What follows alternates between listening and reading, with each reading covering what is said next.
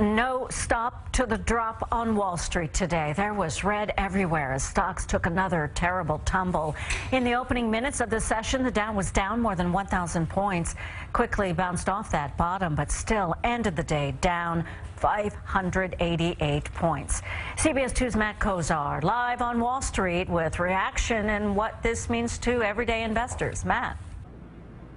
Dana, a big unexpected shock on Wall Street. But following this drop, should you go and change your 401k, change your portfolio, maybe cut back on spending or delay those big purchases you were planning on making? Well, we put those questions to the experts.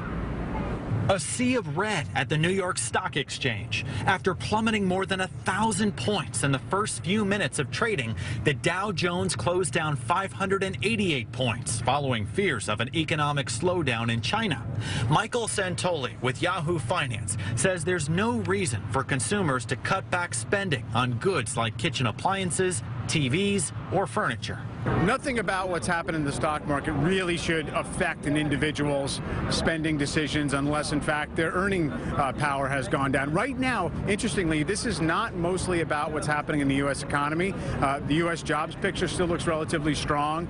Consumer spending is held up rather well. The housing market has actually come back a little bit. Economists say consumer spending is driving economic growth. And with interest rates at historic lows, experts say now might be a good time to borrow. Everyone thinks the Federal Reserve is going to raise interest rates in a couple of weeks, but if the economy is really slowing down, maybe they won't. A drop in the price of oil to about $38 a barrel is not a good economic indicator, but it will spell relief at the pump for drivers. If the price of gasoline stays really low, you're going to see people buying bigger cars, SUVs and things like that. It doesn't affect it that much because I know that it's already discretionary income that we're contributing. Jay Ozyminski and his wife say today's market drop will not affect their spending habits, but they are concerned about their 401ks. Very uneasy because I've already lost a couple times, other dips in the stock market.